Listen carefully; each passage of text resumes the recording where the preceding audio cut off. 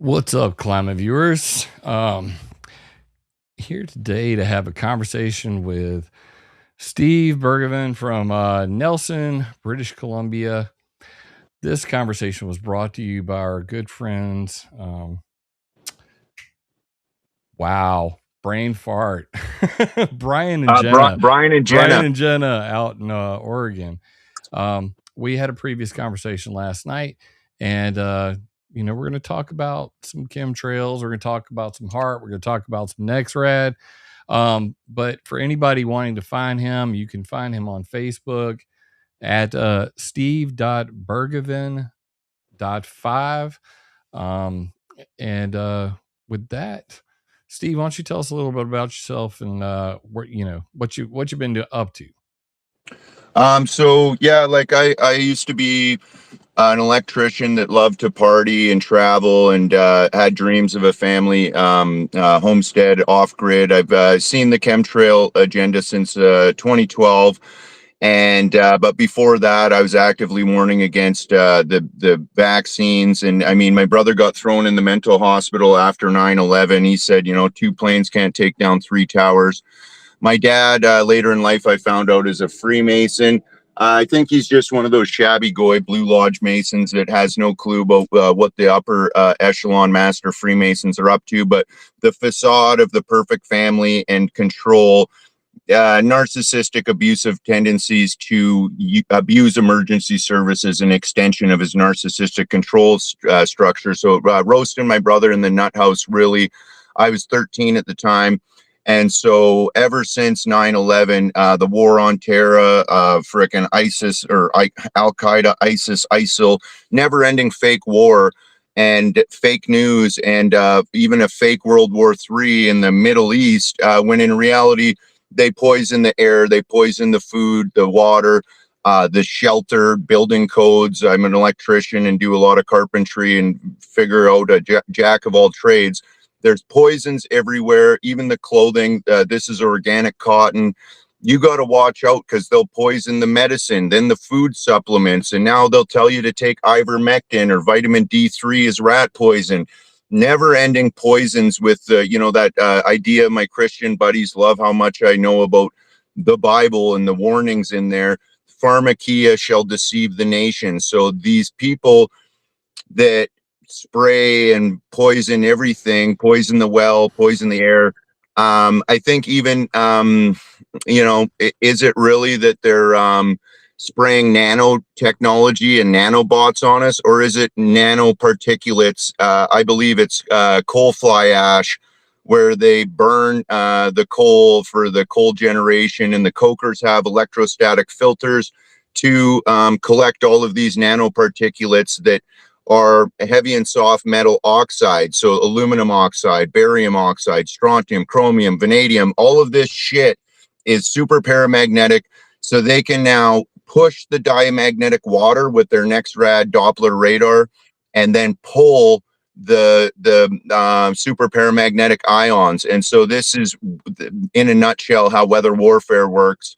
So I'm an electrician. They taught us about ferromagnetism. Why wouldn't they teach us about paramagnetism and diamagnetism? They don't want us to know that there's more efficient ways to generate electricity.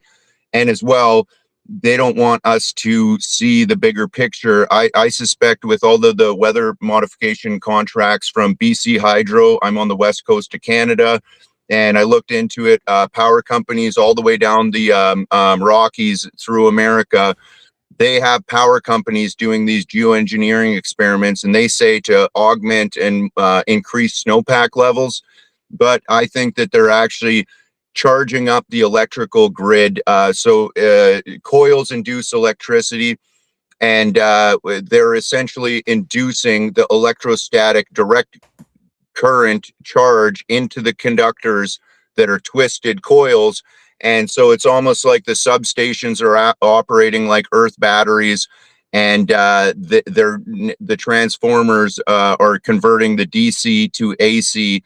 And now we are getting charged for what they are. It's atmospheric energy harvesting and a big scam and a war on the high pressure system. So it was back in 14, I was looking into the brownout blackouts on the grid that used to be common, especially down in California, Arizona, and Nevada. And they would blame it on air conditioning, high usage.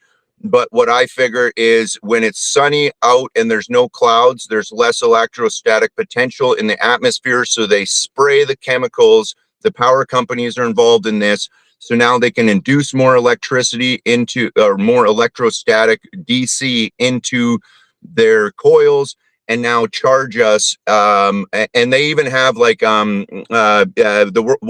World Trade Center buildings. They have a battery city park right below. The CN Tower in Toronto, another battery city park below. And then they have like the Calgary Tower, the Seattle Space Needle, skyscrapers. What are the skyscrapers scraping? And so it's the electrostatic energy. And they have ways of using, like I said, the substations as earth batteries, even the kaolin clay mixed in with the cement. They can use the cement foundations. And like I worked at a substation the one time, the amount of copper going into the grounding grid of these places, it's beyond just safety of electrical strikes. This is the infrastructure of the earth battery. And so they're now charging us, and not only stealing atmospheric energy, blocking our sunshine, the direct sun shining on the oceans, the rivers, lakes, and even creeks, that creates natural evaporation and precipitation cycle. So they block that, causing droughts. And then these fake clouds that they spray actually trap in the heat to create that greenhouse gas effect. What do you figure about that? That was about 2,500 points. All right. So that And was I a love lot. coffee. Yeah, I'm a coffee drinker. I'm drinking coffee all day, every day. All right. So for starters, like I get that a lot of people talk about, the idea that somehow the radio frequencies are the mechanism to control the weather is through dispersion of metals, and these metals are magnetic. But I mean, anybody who knows anything about metals knows that aluminum is not magnetic at all. It's paramagnetic, especially oxide is super paramagnetic. You can look into the Wimshurst or the Topple-Holtz electrostatic generators, which once again they didn't teach us about in electrical school. These are just spinning wheels with with aluminum, and they have DC brushes to collect the electrostatic charge, and it creates high frequency. And I would like to actually get some Wimshurst or Topple-Holtz design spinning hubcaps to actually be on all four wheels to produce high frequency DC to now actually do the HHO generators and get better fuel mileage using, because if you just use an alternator on a car, it's not as efficient as using them. But you know what, though? I have a lot of ideas and inventions, but I got a lot of pokers in the fire and not a lot of workshop space. So I tend to, but when it comes to the aluminum, it's got a lot of paramagnetic potential. That means it can be pulled by magnets or antennas, especially the oxides. Well, I mean, it's a weakly paramagnetic, and it briefly aligns with electrons, but I mean, it's like almost not magnetic at all, even in So oxide form. graphene oxide is the most super paramagnetic, and so a lot of people are worried that they're putting those in the vaccine experimental stuff. But we're Well, breathing I this mean, in. Graphene oxide graphene's in is jet fuel. I mean, black carbon has internal sheets of graphene and has an external coating of graphene. And there's 280 million septillion nanoparticles of generated by aircraft every single year. So it's an extraordinary. You're talking about 26 zeros. So yes, black carbon has graphene. Graphene is magnetic, in multiple ways. but that still doesn't account for the fact that, I think that you're trying to make the logical connection that somehow radars are able to interact with this in a push-pull kind of mechanism where, and I've heard this, for going on 20 years, so I'm pretty familiar with, what you're talking about. The problem though is that people, you have to understand, like, what is the density, like how much metal is actually in every drop of water in the sky, and what power is coming off of the radar to actually affect that weather. And then obviously number 3, you'd have to observe a change. So whenever I look at these radars, and then I look at the weather happening around them, I just don't see it. And I've challenged many people to show the evidence. In fact, I just had a debate with Raphael O'Neill for 4 hours straight. She tried to prove that NEXRADs were, altering the weather, and I couldn't see it. Then she went on to say that they were somehow steering hurricanes. We actually ran every hurricane path way before NEXRAD was even invented, and try to see, was there, a correlation between where the NEXRADs are and somehow, controlling the direction of the hurricanes.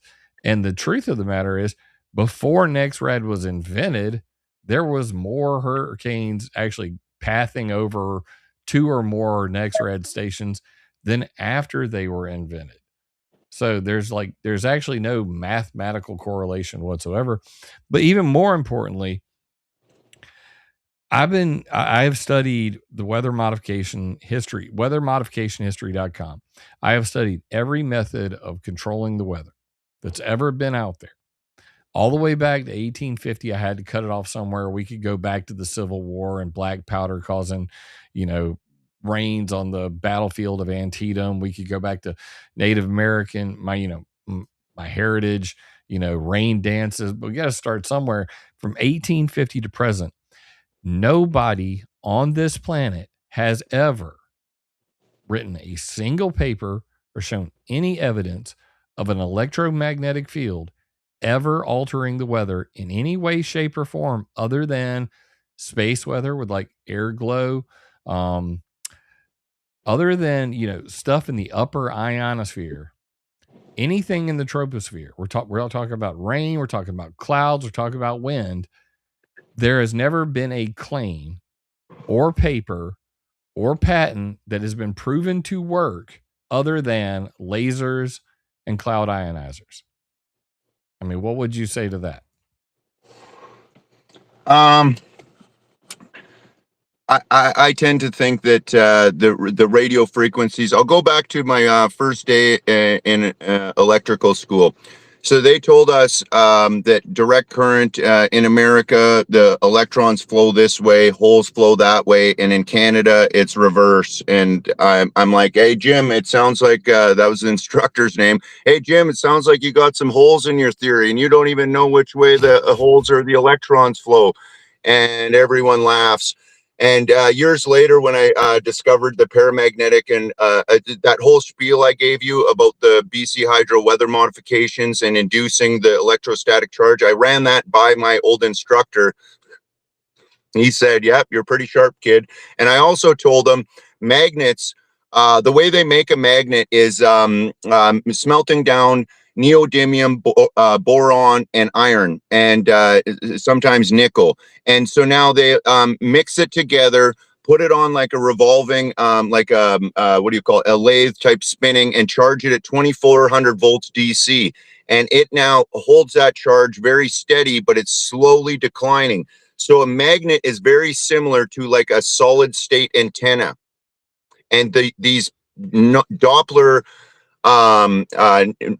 Doppler radar, especially the NEXRAD pulse frequency antennas, which is the same technology that HARP is using, a series of these antennas all conglomerated. This is operating just like a magnet can push diamagnetic water or pull the super paramagnetic ions, especially the graphene oxide, is the most super paramagnetic. And then I think what was the next one? Anyway, the push and the pull with magnets and the way that the Doppler, they can now flip the polarity of the next rad technology. And so getting back to the meat and potatoes of magnets being like an antenna and the radio frequency waves, we can see it like mirror vortex. Walter Russell is a really interesting fellow because he doesn't line up the periodic table like a square chart with I know, the I've seen on it. it. It's like a DNA almost, Yeah, like a double spiral, helix. and then or the fractal or the swirl of the halogen noble gases are neutral. And then what I recognized right off the bat was the neodymium boron and iron on the far left negative so he's lining them up based on polarity. And now on the far right, now we have all of these water and silicon dioxide and aluminum on the far right. And so now this polarity and field interaction, and so it gets away from their chemistry, chemical reaction, all of these formulas. Mathematically, it actually, or chemistry sense, it makes sense similar to like the power triangle or the resistance, inductance, capacitance triangle. And that's where I think that star, that the Star of David, Seal of Solomon, or the Freemasons logo, they will encode these power triangles up and down. So the up, the Heavenly Father, the down, the Mother Nature. And so we are on this X plane, and then Yahweh up or Yahoo down, and then the Z axis, the depth. And I think that outside of this realm is where our spirits reside, the W axis. But I don't like to get into shape semantics. I like to think outside the box and provoke people to think without going into flat Earth versus ball Earth, and especially since they have a fake flat Earth map, and especially since no matter what shape the Earth is, we are currently subject to a narcissistic hierarchy with master Freemasons that control all of the Abrahamic religions. Out in India, they have the caste system with Brahmins at the top and the Hindu warriors, and then an Yeah, offshoot real of quick, Sikh. you got a question in the chat. How do you flip the polarity of a radar signal? I'm gonna have to look into the relay system they've got there, but so just like reversing the polarity, like on a battery. Yeah, that's just they just flip the line voltage, or I've got to look. I was meaning to actually look into the schematics of the Doppler radar before we got on, but I got tied up. So I think it is. So the Doppler radar, NextRad, it's basically you have about 200, I think it's close to 250,000 watts going into it. It is amplified by something called a klystron. The klystron powers that up. It converts it into an S-band signal. It's 2.7 gigahertz to 3 gigahertz. That is in the S band. So it's non-ionizing radiation. It's very similar. It's pretty damn close to. We won't get into that. I'm gonna share the screen real quick and let you take a look at this and get your feedback. Just curious. All right, here we go. All right, so let me put us over here. All right, can you see that? Yeah, it's got all of the NextRad Doppler radar in all of the cities. Yeah. Okay, so this is from ClimateViewer.org. I created this map in 2012. It's got 600 plus maps on it. I'm going to add to it real quick, and I want to get your opinion because there's a lot of people who, when they look at the weather, they see this, and this is what immediately they go, well, I look at these things and I see these Doppler radars. And then they go to like College of DuPage, places like that. What they don't realize is those are not all the Doppler radars. So then there's what's called terminal Doppler weather radars, TDWR. Did you just freeze up? Oh, shit. I think we broke his camera.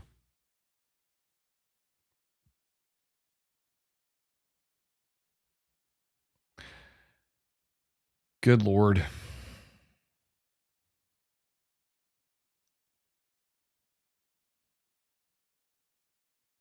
Yep, he just disconnected. I think he's going to reconnect real quick. Sub chat.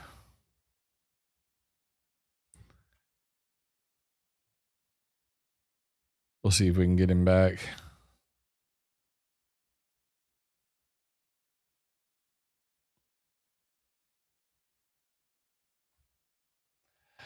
So, you know, yeah, I know. Ed's in chat, and he's like, "Can't be done. Klystron doesn't have polarity yet." And I'm like, but people don't, know about that. There's my favorite troll, Darren Farrell, who really has the hots for me. Darren, I know you love you some Jim Lee. You got it bad. But bro, like seriously, get a life. What I would give anything is for Darren's dumbass to come on the live stream, because that shit would make me laugh so fucking hard. Let me get you in here. Hey, Jim. All right, cool. All right, so what I have up on the screen right now is the green ones are NexRads, and then Canada's Sigmet, which is their version of NexRad. The yellow ones are terminal Doppler weather radars, and the red ones are Joint Surveillance Systems, or FAA long range radar. They all operate exactly the same. The only difference is the yellow ones are much shorter range, so they're like higher fidelity. So if Doppler radar is affecting the weather, and you can't see any of these, you can't see these red ones or these yellow ones, are they affecting the weather also? You just can't see it? What do you think?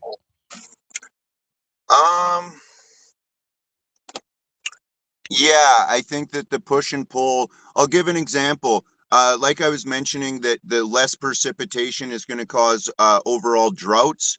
And then the greenhouse effect, because we know that when it's clear skies, it's usually colder nights, right? Yes. So when they spray these particulates, it actually creates that so-called greenhouse effect and causes more heat to stay, because once there's no cloud cover, the heat of the day, it and then the dew naturally falls down and re-moisturizes. Even I mean, at the very beginning of a high pressure system, it is very hot and dry and little dew. But after the second and third week, especially, the dew is coming back down, and then the clouds that usually would start developing in the afternoon after the first week. Second week, they start developing in the morning, and especially by the end of the second week, it's now so the red sky at night, sailors delight. That's close to the end of the high pressure system. Red sky in morning, sailors take warning. This is where the thunderstorms and the rain and turbulent weather is going to come down and re-moisturize and replenish the dried out earth. So when the high pressure system returns, it will naturally dry out the mud puddles, dry out the forest organic materials, and all of this dust and organic dander will be blown by the wind up into the sky, and that's what the moisture naturally coalesces around for the rain particles in the cloud formation. But now they're spraying artificial, I suspect it's coal fly ash, and they're finding desiccated blood cells, and I wouldn't doubt they're just collecting from the water sewage treatment centers. They're probably literally spraying shit and pharmaceutical waste coming out of people's piss and shit and menstrual blood, I wouldn't put it past these people to be spraying shit on us. Biological plus chemical warfare. Now they have these bio-digital convergence idiots hold up, claiming that there's nanotechnology. Dude, you cannot gish gallop all over my goddamn show. Okay, so like we got to take this a little bit at a time. Let's take it in chunks. You take a breath, because otherwise, like you're gonna say 20 things about 20 different things, and then I'm not even gonna be able to like even respond to this shit. So you're talking about the clouds, all right? The clouds trapping heat. Where did this idea come from? It came from right here. It's on the screen. This was when they grounded all the flights in 9/11. So after this, and here was George Bush hauling ass back to DC. This is the contrails that were created by Air Force One and some F-16s that were escorting his ass back. The rest of the sky was almost, was completely blank. Now, for the next 3 days, all flights were grounded. And during that time, David Travis, he wrote a paper on, which is, I've got all the links for them right here. Hold on a second. I'm going to get a little bigger. Regional variations in U.S. diurnal temperature range for the 11 to 14 September 2001 aircraft groundings.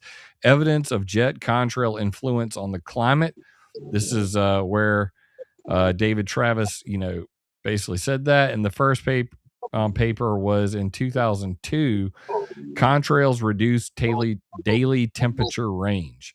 And links to all that is on weathermodificationhistory.com. You can go directly to those papers and see them when they were published. This is it right here. I don't know why it's like cutting it off somewhat. Let me do that. So you can see it there. This is where the idea came from, was during the 2001 grounding of all flights. David Travis put these papers out, and from that became, the idea that high, thin cirrus clouds trap heat during the day mostly, and they cool somewhat during the day, but they trap heat at night with a net trapping of heat. Now, as a Boy Scout, being in the woods, anybody knows if it's cloudy out at night, it's going to be warmer, just generally speaking. And that's because incoming shortwave radiation is blocked during the day by clouds, but outgoing longwave radiation gets trapped underneath the clouds, stays warmer. So there's science to this. Now, the bottom line is how much heat is actually trapped is completely conjecture. The reason I'm saying this is because these fucking scientists, they have made up numbers, like ridiculous numbers. They go from like as little as 2 milliwatts per meter squared up to like 25-ish milliwatts per meter squared. It's like it's a nothing burger when they're talking about specifically contrails turning into cirrus clouds, blocking heat, trapping heat at the ground. So like I take it with a grain of salt, like what scientists are saying about how much it's actually trapping heat. But big ass, cumulus clouds, they're going to trap way more heat, obviously, than high, thin cirrus clouds. That's just a no-brainer. So at the end of the day, when I think about, global warming, climate change, and all that bullshit agenda, it goes like this. The sun. I hit the wrong fucking button. It goes like this. You got the sun. Then you got clouds. You got water vapor. And then my greenhouse gases. Because what the sun is doing matters. Where we are in the fucking universe matters. What the cloud cover is obviously has a big role to play in this. You can talk about things like phytoplankton giving off dimethyl sulfide. Dimethyl sulfide creates marine stratocumulus. Marine stratocumulus cool the fucking planet. Then all of a sudden, because of all the cloud cover, the phytoplankton start to die off. Then the planet starts to warm up. More phytoplankton bloom. Then they start to fart again. They make more clouds. Been doing this shit hundreds of thousands of years. The Earth is a self-regulating system, and it does it through things farting, things, bacteria, Pseudomonas syringae, all of these things, dust from Sahara Desert, dust from the deserts of fucking Arizona, sea mass, calcium, magnesium, aluminosilicate, trees giving off pollen and other different, Dander. cloud, tree dander, let's just call it that. That is a cloud condensation nuclei. So there's the natural water cycle, which has been creating clouds through phytoplankton farts and dust and trees and all of these things for millions of freaking years.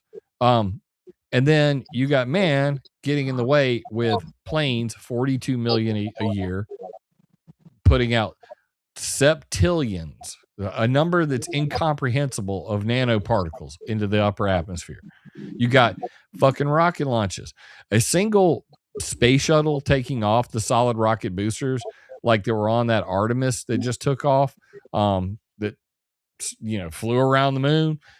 Those solid rocket boosters put out like 280 million tons of aluminum oxide. That's just one launch. If you add it all up, there's a lot of stuff that's being put into the sky, intentionally, unintentionally. I don't give a shit. I'm not gonna like parse out what's intentional versus what's unintentional. All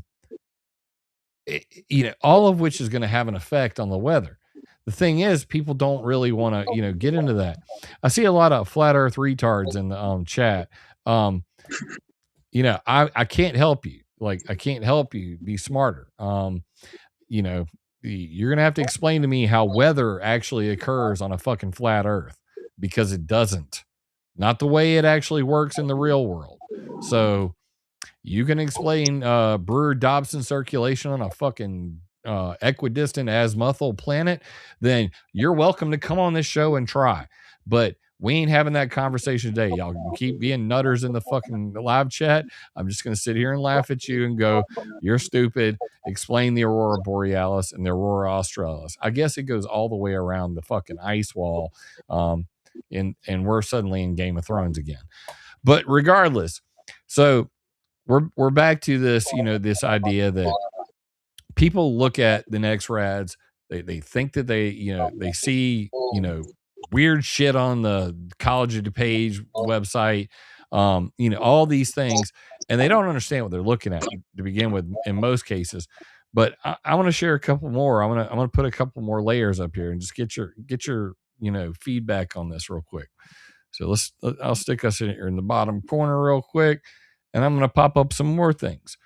So now that we see that there are multiple, Doppler radars, not just the ones that everybody gets to look at. You don't get to look at the red ones. You don't get to look at the yellow ones.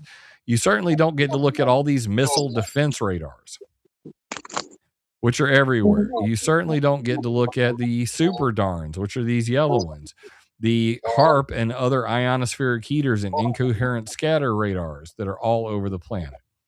You certainly don't get to figure in, where are they at? All the ELF, ULF, and VLF transmitters in the world.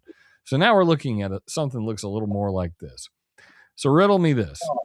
If a 1 million watt, which is actually it's 1400 watts, the Doppler radars. If this Doppler radar, this little guy right here, can somehow modify the weather, then why can't this guy right here at Eglin Air Force Base, which is a 40 million watt radar, which is constantly on, it never turns off, and the weather has never been modified above it once. 32 million watt ANFPS 85 at Eglin Air Force Base, 20th Space Control Squadron. That's my Space Force, and it's damn near 40 million watts. All right, HARP is only 3.6 million watts. NEXRAD is 1 million watts. It's actually 1400 watts if you actually figure out. You had to go what is the power times the duty cycle? The duty cycle of a Doppler radar is 0.04. So it's 0.04 times 1 million, comes out to about 1,400. So that's why it's so much weaker than people understand. I have looked at the weather over this site with a 32 million watt radar operating at 442 megahertz. And I have never watched one cloud disappear, go around it, or anything. And I challenge anybody in the world to do that. That's why I created ClimateViewer 3D. So you could actually come and find all these things.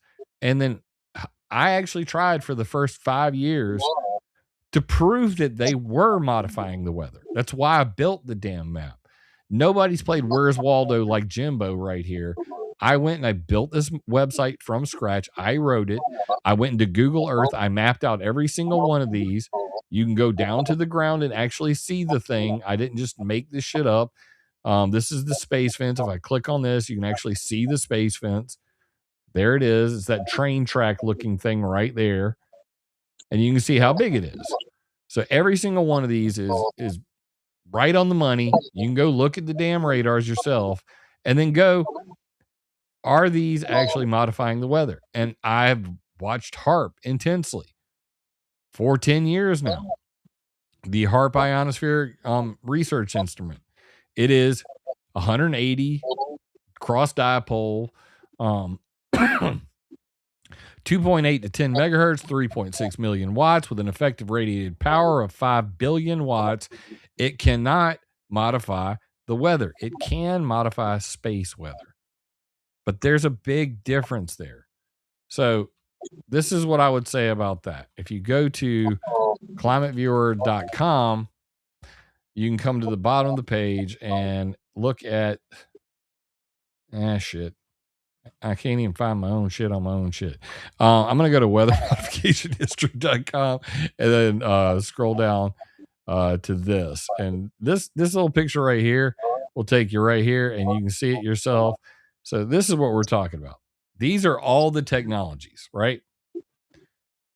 HARP can modify space weather way the hell up here, not down here. It passes right through the air, right through the water, everything. It doesn't affect clouds, doesn't affect anything at all. And I'm not saying that because it's popular, because it would be a hell of a lot cooler for me to say something else. I'm saying this from literally watching the freaking, watching the thing in real time when I know it's on and never seeing it do a damn thing to temperature, humidity, atmospheric pressure, anything. And that's why nobody else has ever been able to prove that either. What say you? What is AU? You said. So no. What say you? What's your thinking on this? Because here are all the technologies that can modify weather in some way, shape, or form. And when it comes to radar, there has never been a single scientific paper. I know that a whole bunch of people are going to say, "Oh, but what about my scalar waves?" Motherfucker, nobody has ever created a scalar wave in the history of man. Nobody's ever demonstrated a longitudinal freaking scalar wave. It's a theory. Thomas Bearden talked about it, so it must be true. People say a lot of shit on the internet. People, I don't trust anybody. I don't expect anybody to trust me either, but I'm going to remain skeptical to the bitter end until I see it with my own damn eyes. And I can prove beyond a shadow of doubt that I know what I'm talking about. So what do you think? I mean, like, are you saying there's like something that I'm missing here? Like, help me. Well, yeah, so when it comes to like the satellites, I don't think that there is any such thing as geosynchronous orbit and satellites that Elon Musk and all of these weasels, the invented inventors, the invented billionaires, these are all just media clowns promoting fake science, in my opinion. And so helium or xenon filled balloons, yes, they can have floating. So I don't believe in gravity. Buoyancy, they can float stuff, or you can put a rock in water, and based on the medium of water, the rock is heavier and will sink, the wood will float. So density and buoyancy is much clearer of an explanation to what they claim is the force of gravity.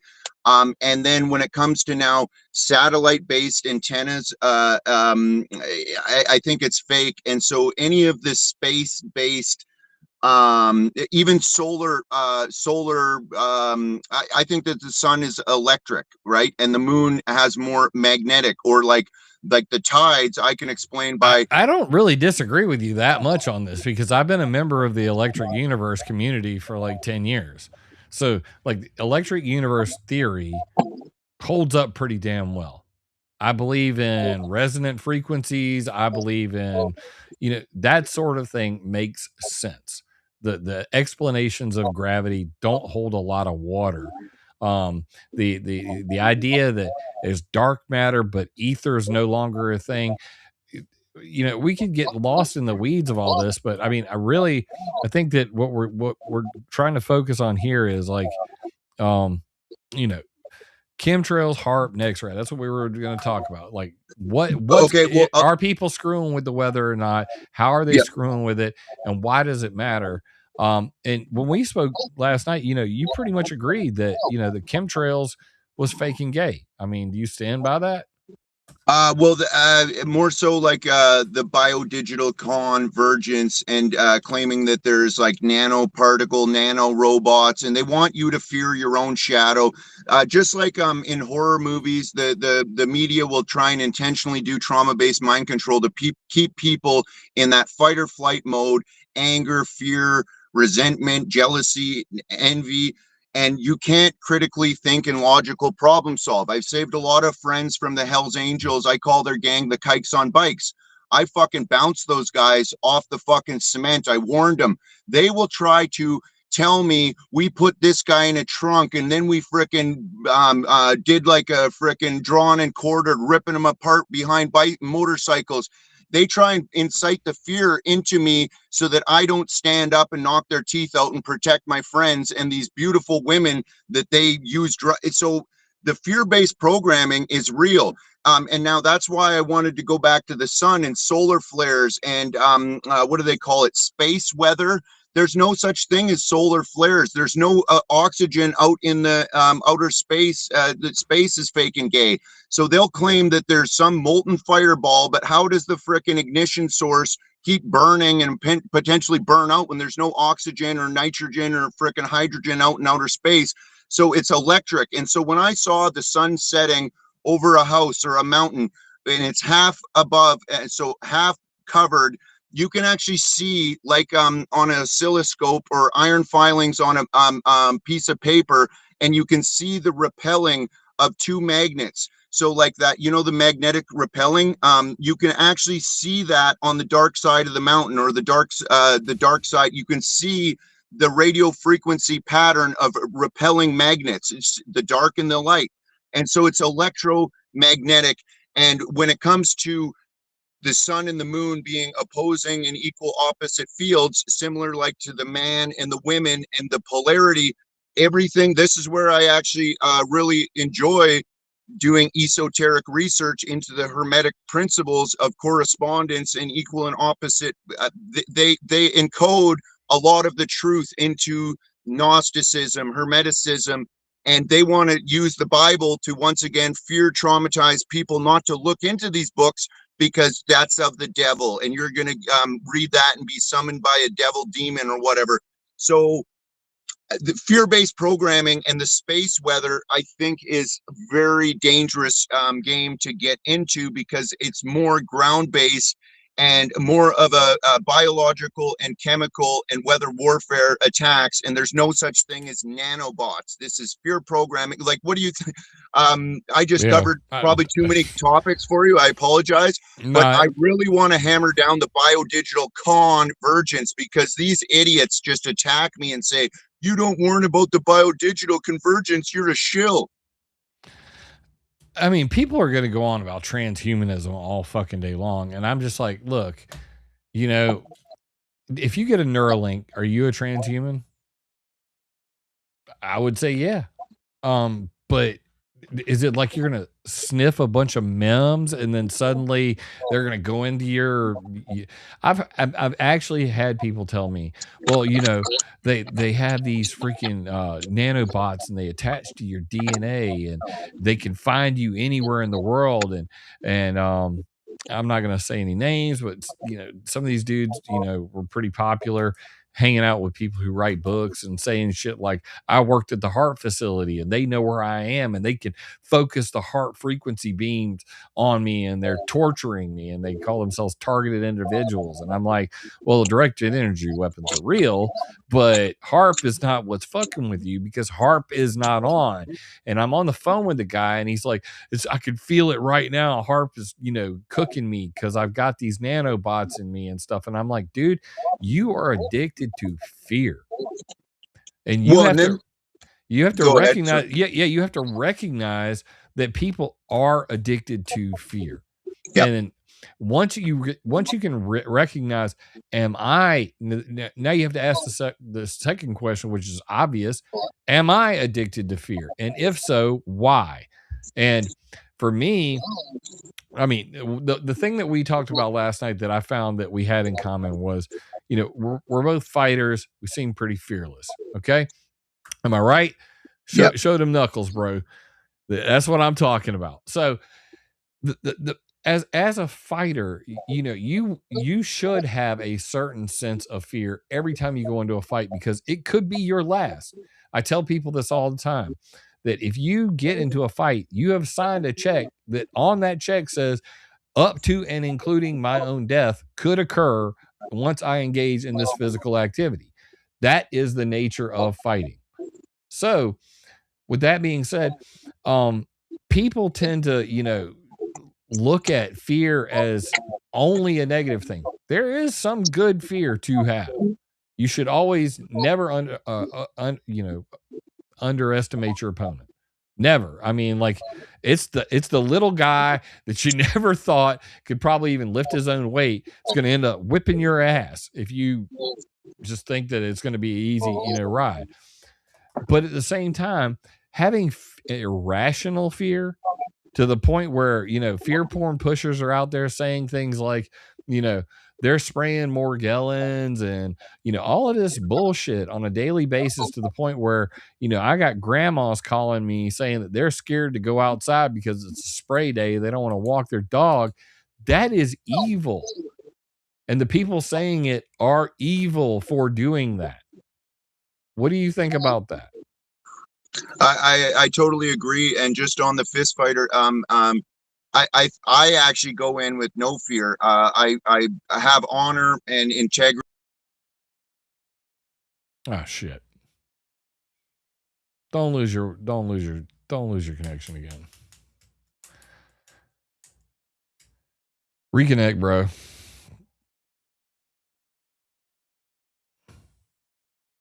Yep. And he is out. All right. I think he's back. Let's see.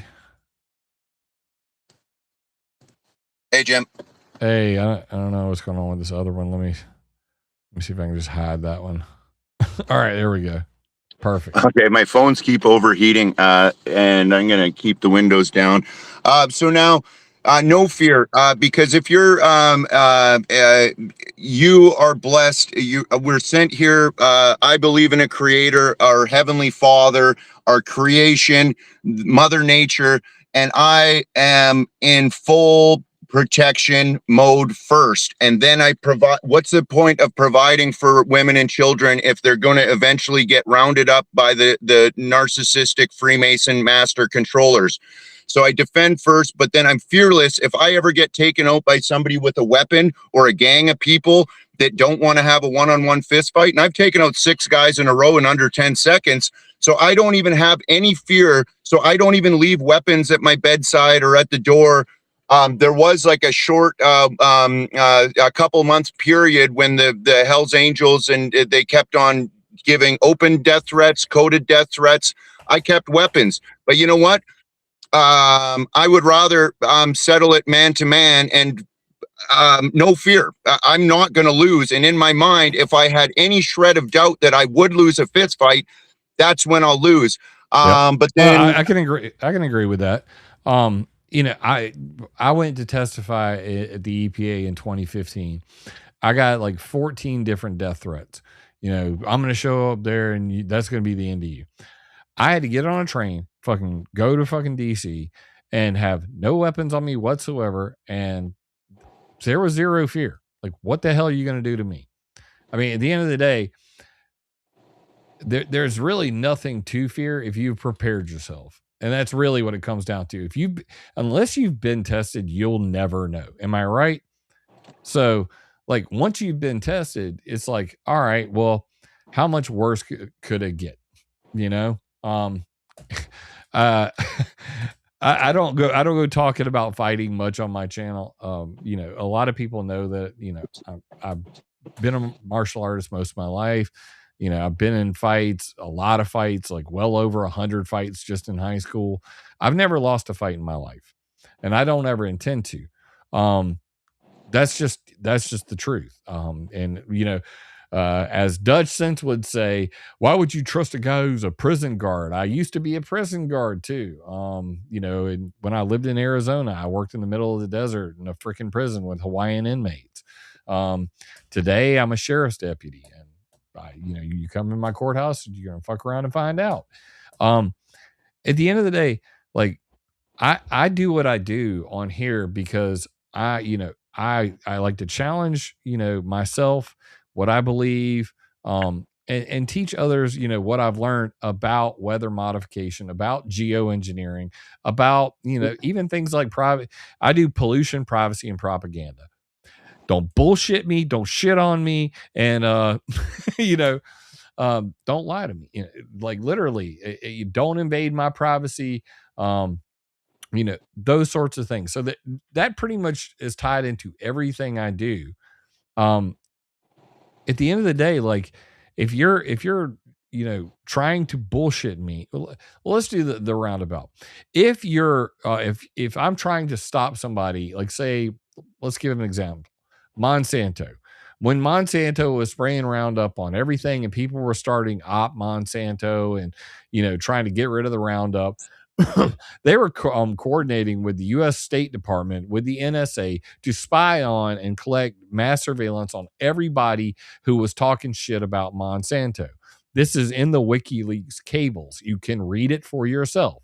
So our government, using all of the NSA, the Five Eyes, the Nine Eyes, and the 13 Eyes surveillance signals intelligence group, to monitor those activists and then track them down and do things to them. As they said, distribute pain in the State Department cable. Finally, that's the privacy part. So we got pollution, we got privacy, and then propaganda. They run a bunch of ads and they say, you know, this is completely safe. And they run a bunch of propaganda online. They make AstroTurf freaking bots and sock puppets and fake accounts to harass the shit out of you. That's why when I see dumb motherfuckers like Darren Farrell here in chat, who every time I go live, every time I post something, come on talking a whole lot of shit, I go, that person's not real. Doesn't matter. It doesn't matter what they say. AstroTurfing, freaking robot, fake ass, you know, NSA agents, CIA agents, even corporate agents. I worked for a fucking call-in center, and then I found out that Bank of America had a 500-man team that monitored all social media of all employees at all times and were on there responding to people on Facebook, you know, basically cover CYA, cover your ass on Facebook.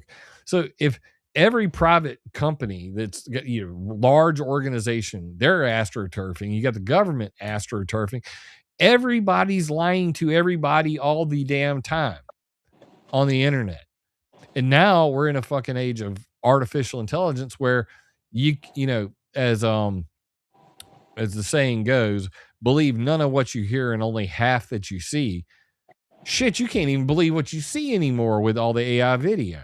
So we're at a place now where like there is a lot of bullshit out there. And I'm constantly going, should I care? Should I care about this? Do I care? I really, honestly, to anybody who, wants to debate about flat earth or round earth or fucking, I like hollow earth. Hollow earth sounds way cooler than any of the others. I'd love to think there's like aliens in a little mini universe inside of our planet, and that'd be real fun. But holy shit, Chris Haskell back from the dead, man. Where the fuck are you been, dude?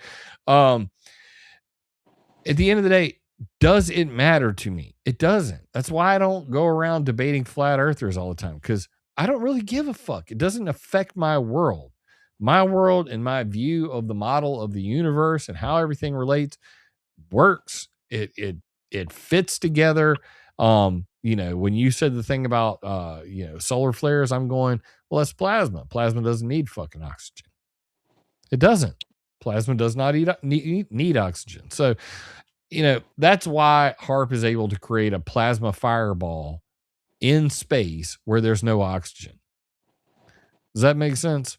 So, like, does it matter to me? Like, what matters to me is the things that are, temporal and proximal. So, is it going to happen in my lifetime and affect my life? And is it proximal? Is it close to me? Is it going to, in my fucking yard, in my world where I, goes about my day, and my daughters and my wife? So weather happens to be a big part of my life. I don't want people screwing with the weather. That's why I talk about it so damn much. I'm sitting here in front of a $7,000 PC with 3 fucking monitors and a gigabyte, worth of fiber optic internet connection and all this stupid shit. I don't want anybody hacking in my computer. So I devote a lot of time to understanding hacking and IT and doing that. I want to be able to share ideas. So I learn how to code. I make websites. I try to educate people on stuff like that. But at the end of the day, do I have it all figured out? Fuck no. That's why literally, like, on my normal stream, it says Jim Lee, not an expert. I am not some like electrician, electromagnetism wizard. I don't have all that shit figured out, bro. But at the end of the day, it doesn't really matter. Like, everybody's at some point in their progress from birth to death of a learning. I'm always a student, sometimes a teacher, never an expert. But as far as like, with the chemtrails thing, I think we agree. There's a lot of people talking a lot of shit, and they have no way to prove anything they're saying. With the HARP, it's like never on. That's the main thing I've learned over time, is it's just never on. It's like on like 5 times a year now, maybe, if that. And there are other ionospheric heaters, but regardless, they don't affect the weather the way everybody lies about it and says, oh, it steered Hurricane Helene and Milton. Motherfucker, HARP wasn't even on, and anybody with a ham radio could tell you that. So this is the kind of shenanigans that we have to deal with on a daily basis that makes me want to like reach through the internet and punch motherfuckers in the face. I cannot do that, and that wouldn't be a very godly thing for me to do. So what I do is I try to it's kind of like the serenity prayer, accept the things you can't change. But I mean, at the end of the day, like, there's so many of these stories that, have hung out there for so long. Like the Morgellons thing. At some point, it kind of gains its own traction. Clifford Carnicom started the whole damn thing, as far as I'm concerned. And he doesn't even call it Morgellons anymore. He calls it cross-domain bacteria. You keep mentioning coal fly ash. J. Marvin Herndon didn't even originate the idea of coal fly ash. It came from a YouTube channel called The HARP Report. The very first video about coal, chemtrails are coal ash. It's on The HARP Report on YouTube. And you cannot make this shit up. Steve, tell me, would you believe me if I told you this? I met a guy who told me he knows a guy who told him chemtrails are coal ash. That is literally how the video starts. That is what started everything coal fly ash from, is because J. Marvin Herndon watched the Harp Reports video, who Dane Wigington shared the Harp Reports videos on geoengineeringwatch.org. And then from there, J. Marvin Herndon wrote a scientific paper and published it in peer review and got his ass handed to him. And then after he couldn't prove his case, he called me. And I told him, look, asshole, say black carbon or carbon black and you'd be right. But he never wanted to do that. So what did he do? When I went on Del Bigtree's The High Wire, which Darren has mentioned at least 100 times. I don't know why he's got such a big boner for Del. Dude, you really have a problem. So gay. When I went on there, he literally, J. Marvin Herndon, the coal fly ash guy, wrote a paper about me. And in it, he said, if Jim Lee's right, then why don't we see contrails coming off of planes when they take off and land? And that tells me you don't know dick about how the atmosphere works. Planes don't make clouds in the ground because it's not cold enough and humid enough. Are you stupid? The answer is obviously yes. So like I've heard there is not a story you can tell me about chemtrails where I don't know who started it, why they started it, where they started it, and when they started it. So I'm literally making a website called chemtrailfacts.com. And I'm going to put all that out there in a timeline so that people can see, hey, it started in 1996. And then these dudes said that JP8 was creating contrails, and then the dude went on Coast to Coast AM. And then suddenly in 2000, Chemtrails was born. And from there, it just got stupider. And that's memetics, bro. That's the same as QAnon. That's the same as Flat Earth. They all start somewhere with this origin story. And then people realize they can make money off of it. And then as they make more money off of it, more people start to create content around it. And the story gets stupider and stupider till finally nobody can really sort through any of it to make any damn sense. What do you think about that? I mean, honestly, like, does that sound like the reality, or am I the one? Am I high? Well, yeah, the last part, I especially muddying the waters, or the better analogy I've recently come across is when a squid is under attack, it will spray ink to murky the waters and then evade capture. And so this murkying the waters, spraying the ink, the pen is mightier than the sword, peer-reviewed studies, all of this psyops within psyops and mainstream media, alternative media. So we have to try and be balanced and centered and not get swayed one way or the other. And like you were pointing out, like this first guy that released the coal fly ash, I heard from a guy, and so secondhand hearsay. It becomes like it's literally source. Trust me, bro. Like, who the fuck would believe that? And how did we go from that kind of fucking theater to a guy who has a PhD, I mean, allegedly, at writing papers about coal fly ash for years on end, and then people invite him to be in films, and he doesn't know what he's fucking talking about. There is zero evidence of what he's talking about. Even lawyers that are trying to sue chemtrail people right now who are looking into this shit recognize that he has zero evidence to back up his claims. That's how bad it is, dude. So like, I get it. I get, how, and like a little bit of my background, I was a 4chaner, I was hanging out in Anonymous.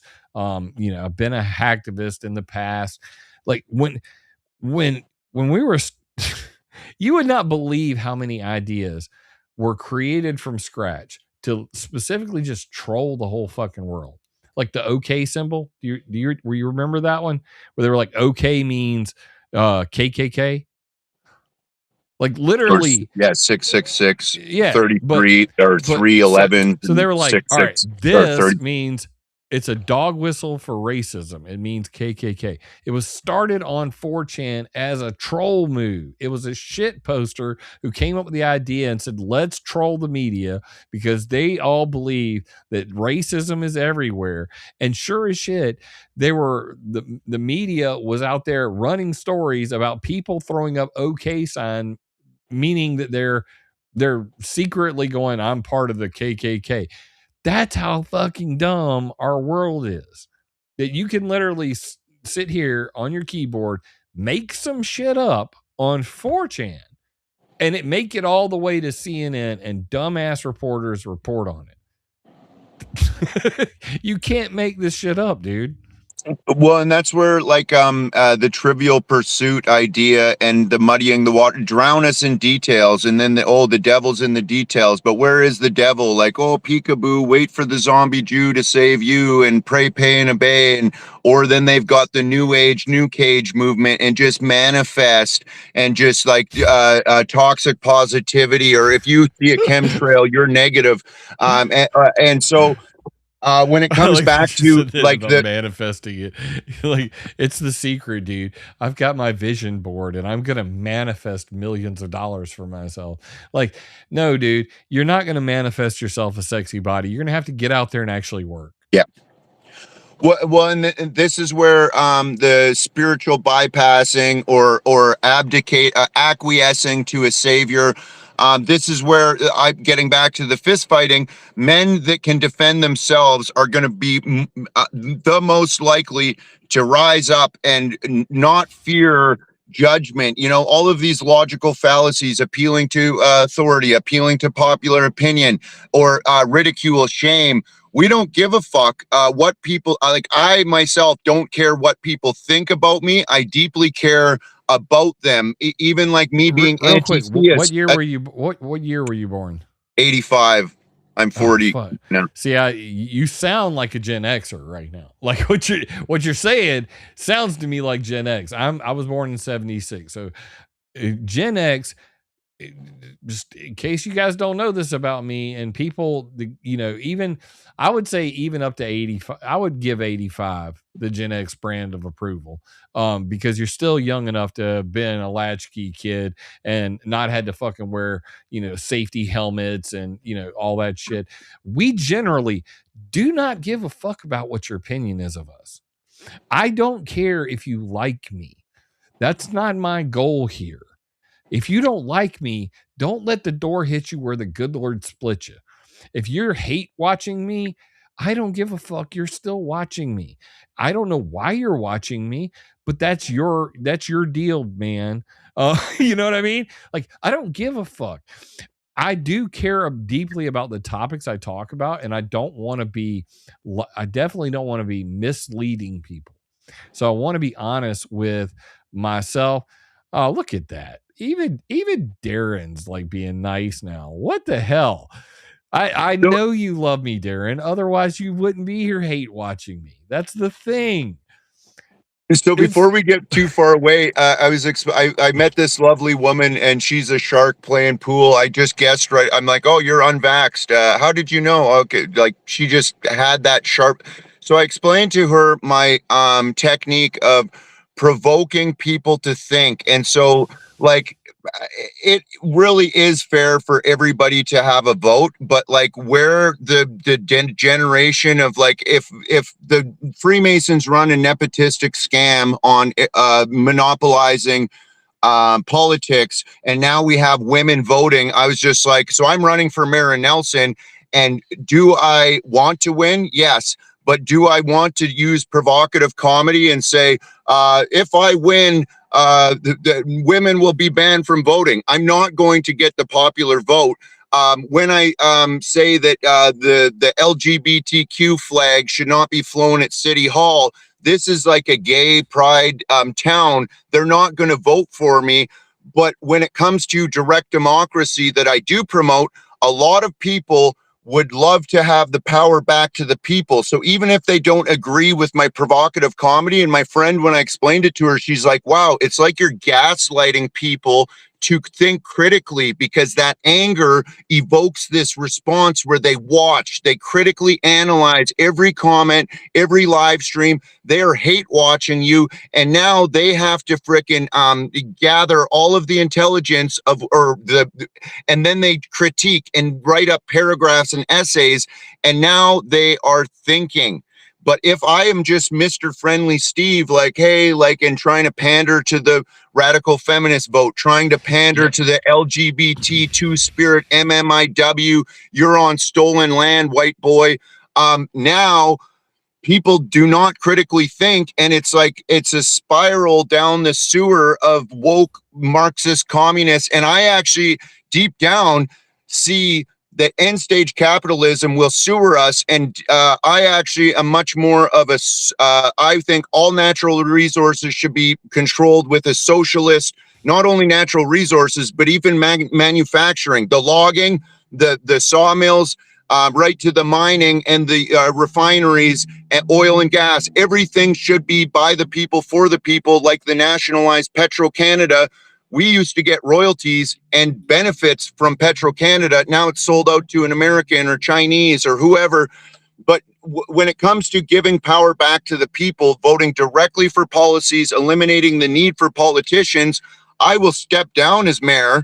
I will fire all town councilors. That's my platform. So even if people say, you are such a misogynist, chauvinistic asshole, how dare you say women don't vote? Deep down, they're going to say, well, he's the only guy promoting direct democracy. We vote directly for policies, taxation amount, and spending. I agree with that. And he will be one man voting. So even though I'm now giving him my vote, it's not voting for him to be an egomaniac controlling the city of Nelson. He just wants to give the power back to the people. And this is where it goes back to like what you're saying. It's like, I don't care about offending people. I'm like a professional comedian now. I made $6 on TikTok one night, and when they gave me a community guideline violation and censored me, I sent them a message and said, now you are infringing on my professional career. Yeah, I mean, but I have a problem with the whole direct democracy thing. Like people, they say, well, why, one vote, one person, everybody's vote should count. The thing that was brilliant about the founders of America is they understood that popular vote is not a good thing. And I'll tell you why. Because if you can concentrate a whole lot of people in mega cities, then you basically only have to convince like 3 to 7 cities of an idea. You don't have to convince all of the people that live in flyover, town, fucking country bumpkins, and living in, halls, holes in the ground. They're just a bunch of fucking hobbits. What do they matter? If you can convince New York, LA, Atlanta, the list goes on. Same up there. If you could just convince the large metropolitan cities to think a certain way, suddenly the popular vote is very easy to get. And by the way, we can fake the rest. I mean, in a world dominated by AI agents and freaking social media manipulation, it's very easy to brainwash an entire nation into thinking anything. Now you're going to let them all just have an individual vote and then count it up at the for the total. What ends up happening? Well, shit, it's close. It's within like 500 votes. Well, let's just make sure that this goes this way. The people, really like to shit on the whole electoral college, process that we have here in America, but it was designed to balance out, the rural vote with the mega cities. Because I got nothing in common with a motherfucker who lives in a mega city. All right. Like, some people love it. Hey, if it's you, if it's for you, you do you. But I will never live in like a New York or Chicago or even Atlanta. Like I'm gonna stay in the South, but even Atlanta's too big. Austin's too big for me. I don't need that shit in my life because at the end of the day, like if you're really scared that there's a fucking new world order that's going to like come and get you, and that, with this whole AI boom and the universal, basic income and all this shit's going to happen, central bank digital currencies and all this stuff, where that's going to happen? It's going to happen in them big fucking cities because your ass lives on a fucking island surrounded by bridges and shit. And it's very easy to control you in those large mega cities. Yep. You're screwed. If the sun were to let out a Carrington event fart tomorrow and knock out the power all over the fucking world, you guys are fucked. All of us in the country, we're gonna go fishing, and there's plenty of room to do it, and hunting because we know how to. So that, like, it never has made sense to me, and that's where we don't share the same values. Like I like it, a peaceful life. That's what I want. Sometimes I dream about just not even getting on the internet again, not talking to another fucking person, not answering the phone for anybody, and just whisking away to the fucking woods with my family. And that may happen at some point. This is where I love the flow of our conversation in many different topics, because when it comes to butting heads about what we disagree about, there's going to be, so the Carrington event is the one factor where space weather or an EMP from collision of space planets, asteroids, comets, solar flares, EMP from some fucking whatever, or even nuclear bombs, nuclear power. I don't believe in the science. I don't trust it. But then, so that's one of the reasons why I do agree with a lot of the ideas shared by flat earthers. However, I was early to the game in 2014 before it was popularized. I was freaking off the ball for a week. Or sorry, still on the ball with geocentric, Plato, where Earth's still a ball, but it's the sky spinning. Yeah. And then I come across, I had problems with the ball now to see Polaris from southern latitudes. You can't like see through a ball. But anyways, then it was like geocentric to now concave Earth. And I'm like, whoa, this is really far out. I can't disprove it at this point, but now I have problems with the sea. You can see the sea is level. You don't go down to Seaball and see the curvature. And so I actually went down to Vancouver when I stumbled across this flat Earth society and the ice wall bullshit. And I'm like, this looks like bullshit, but they make a lot of points. So I didn't agree with their map. I didn't. I reached out to Eric Dubé for an interview. But he wouldn't accept because he is a shill promoting the azimuthal equidistant psyop. And this is the international symbol for crazy, spinning on a ball, spinning sun and moon around. So I cannot prove or disprove things beyond my sphere of influence. I'm a pretty good scientist, but as well, I don't have all of the tools and faculties to prove as a matter of fact. So I leave the trivial pursuit. But it was now 2015. I just got released from the mental hospital, and I'm like, fuck, it wasn't worth it. They gaslit me. Now the psychiatrist is asking me about anti-Semitism. I'm like, I'm against all religions. I don't like circumcision, cutting kids. I don't care about individual Jews and hating an individual. I actually love secular Jews. I grew up with them in Slocan Valley. My best friend's a Jew, but he isn't into the snippy cult and supremacy and calling me a goyim. And so I was raised or suppressed Catholic. I'm against Catholics. I'm against all of the Christian denominations. So now they gaslit me with anti-Semitism. Now the psychiatrist is asking me about flat earth. And I'm like, that is not anything of your concern. This is my personal feeling. I can see the sea is level. I bought a telescope, could zoom in on the farthest freighter ship, and it disappeared. Like, but why am I even explaining this to you? This is my personal feeling. And am I a threat to myself? Am I a threat to others? This ambiguous behavior being a threat to myself in the future. And you keep mentioning tangential speech patterns.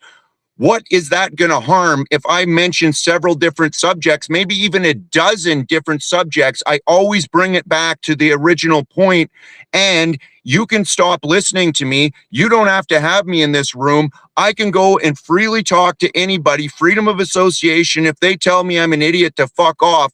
I'm not like a Bible thumper knocking on people's door and being like, have you heard about flat earth?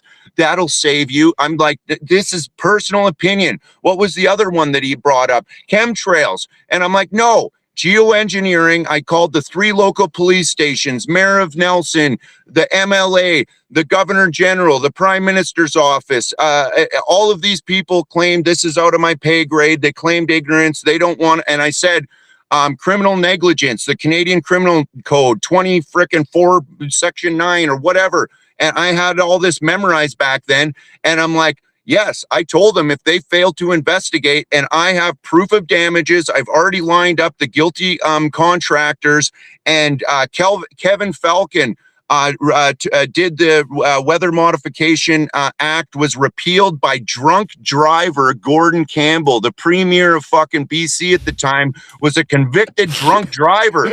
And so I explained this to the psychiatrist, and I'm like, I do not tell, sure, I'll maybe point out a chemtrail to the public, but when I talk to the authorities in person, I did not mention chemtrails. And now what else do you want to gaslight me with? I think that you're a narcissistic abuser with your authority enforcing drugs on me against my will. I now have the proof of damages because the side effects of the drugs you want to give me, suicidal thoughts and ideation and feelings and all of this. I'm like, fuck off, dude. Like, leave me alone. And so this is where the trivial pursuit and even like Semitic semantics, I call it, like, what is a Jew? What is a Judean or a Israelite or a Judaism? I'm like, it's all Semitic semantics. I don't get into the evil Khazarian mafia. I think they're gaslighting Polish and Russian and German Jews and blaming them for all the problems. And the Basque nobility, these hook-nosed people from Central and South America, the Catholics, Pope Ignatius Loyola was a Basque nobility, but all these idiots on the internet are like, he's a crypto Jew. And I'm like, these Catholics are up to no good. The Vatican assassins, the Jesuits are a military order, the Knights of Malta, Rosicrucian, Christian mystics. So in the inner circle, they have Gnosticism. And now Christian mystics are overlapping the inner circle. Christianity on the outside, Hermeticism overlapping, paganism on the outside, Sufi mystics on the inside, the Sunni, Shiite, Muslim, Islamic crap on the outside, Kabbalah on the inside, Judaism on the outside. And what a coincidence, they got all these black boxes, or even the cross can be unfolded or folded up into a cross. Kaaba, Allah, the Muslims worship Kaaba and Allah and Muhammad. The Jews love Kabbalah. I'm like, I told the psychiatrist, I'm like, this is a genocidal cult that has been intentionally created. All these religions with a holy land, they want to, like Albert Pike said, foment World War III based on the different ideologies between all of these radical, violent religions that cut kids and circumcise them. So that was a big rant. I'm anti-theist. I hate all religions, the Abrahamic ones. I can pick the bloody sea suckers. That is the most disgusting. The Muslim and Christian extremists in North Africa cutting girls' genitals or clitoris. This is so disgusting. How could anyone in their right mind? Evil. I mean, it's fucking evil. Yeah. See, one of the things that like people get me wrong on is like, as a rugged individualist, what you do in your bedroom, who you pray to, it's none of my fucking business, and I don't care. That's why, you know, like generally speaking, when I'm talking about things like pollution, privacy, propaganda, geoengineering, weather modification, space weather modification, these things don't give a fuck who you worship. They don't give a fuck who you fuck. So like your sexual preferences, your religious beliefs, your political beliefs, these are things that I normally never talk about on my channel at all. Why? Because it just doesn't matter. And furthermore, I don't fucking care. Um, I don't like what it, who you pray to, what you do in your bedroom. That's like, as a rugged individualist, that's something that, is private, is personal.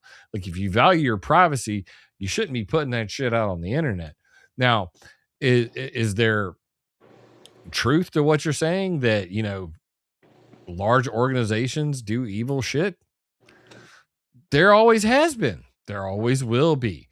And any organization, once it gets large enough, will have bad actors in it. Period. I don't give a fuck if it's the oh god, what are they called? The Red Cross. I mean, like, you name any organization on this planet, and I'll find somebody in it who's done some shady shit. Period. So, but does that mean that, and this goes to semantics and ontology, and this is why words matter. I don't believe in group think. Therefore, any group, I don't think that all of that group is one way. Period. Like, all Democrats are not one way. All Republicans are not one way. All Christians are not one way. All Jews are not one way. All Muslims are not one way. There is not a single group, category, or anything that you can describe where you can say all of these people are X, Y, and Z. It just never happens. I mean, that's the beauty of the uniqueness of the human condition. So for me, like, I've never been one to say, well, I don't like these groups because blah blah blah. Even with the geoengineers, and I'll be real blunt about this, and this is going to be something probably going to piss some people off. There are a lot of people who are like, Ken Caldera, David Keith, Bill Gates, they're fucking evil and they should die. And I would say to them, I don't even, and the longer I do this, the more I realize that though they may be crazy and though their ideas may be crazy, I honestly believe that they believe they're doing the right thing. I never got that before.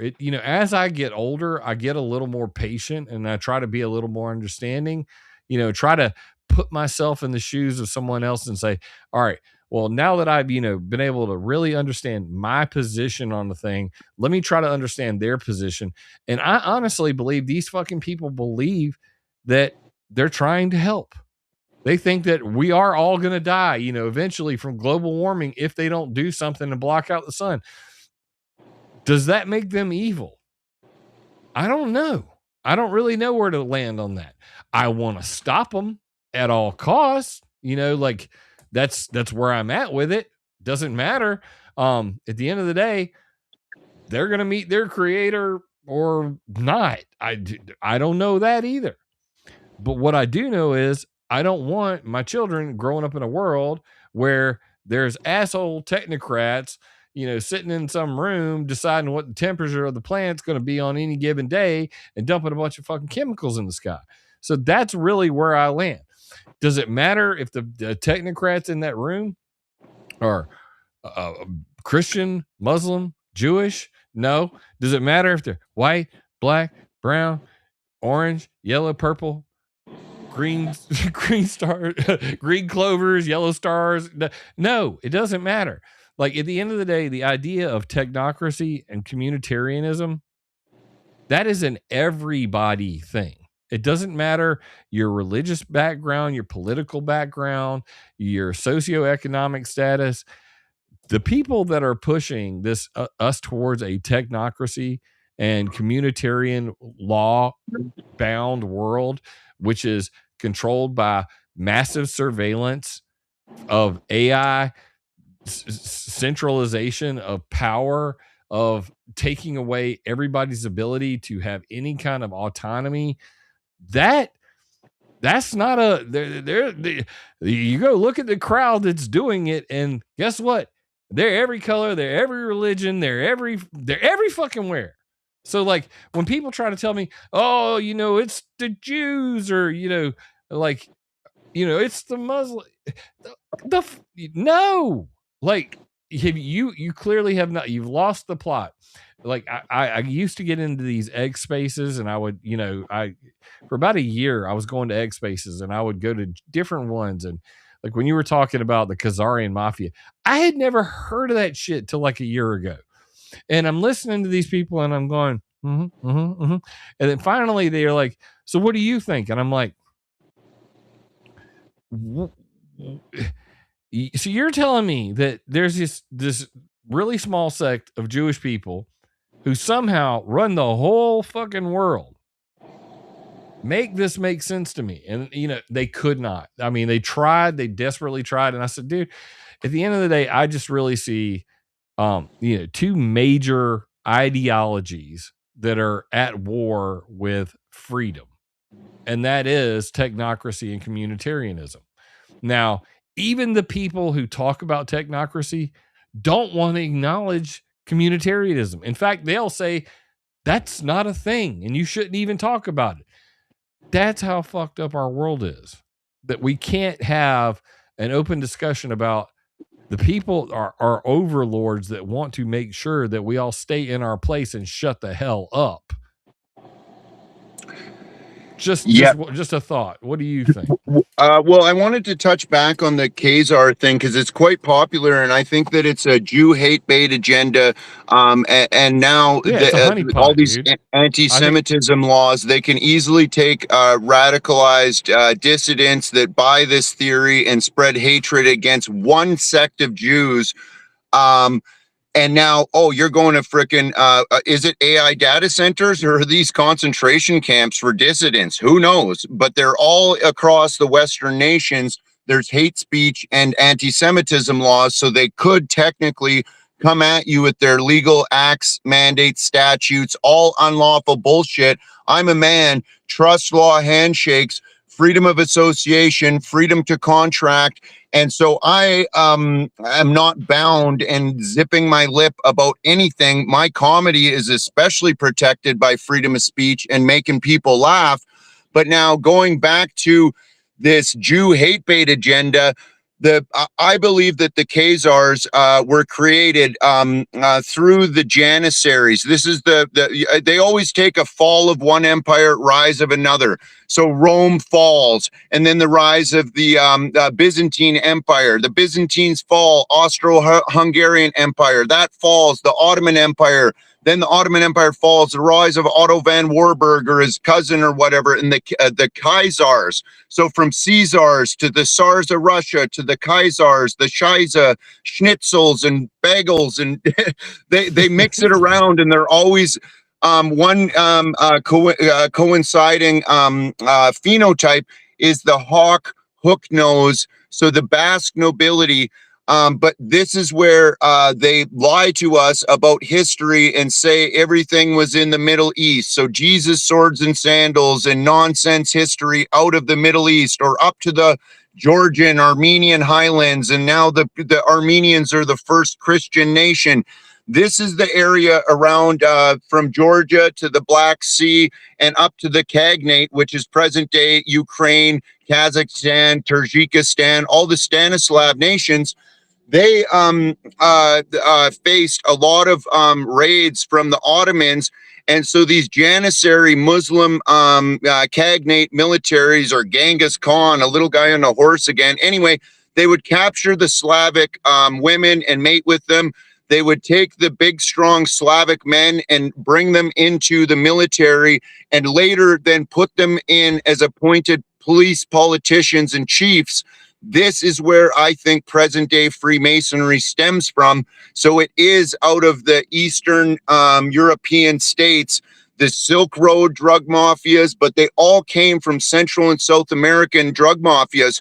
So when people blame Claudia Sheinbaum as being some Jewish prime minister controlling Mexico, I make jokes, but I'm pretty serious about it, that Mexico has Israel as a satellite state, and they control Israel instead of Israel controlling Mexico. The drug cartels out of Central and South America, or scopolamine, the zombie drug, this is what they blew in our ancestors' face. And they said, pray, pay, and obey, or you will be burned at the stake like the Salem witch trials. And so they would take the wise herbalist Nordic women and pretend to burn them, burn an effigy, put the herbalist woman, a lot of them had beautiful green, blue, gray eyes, red hair.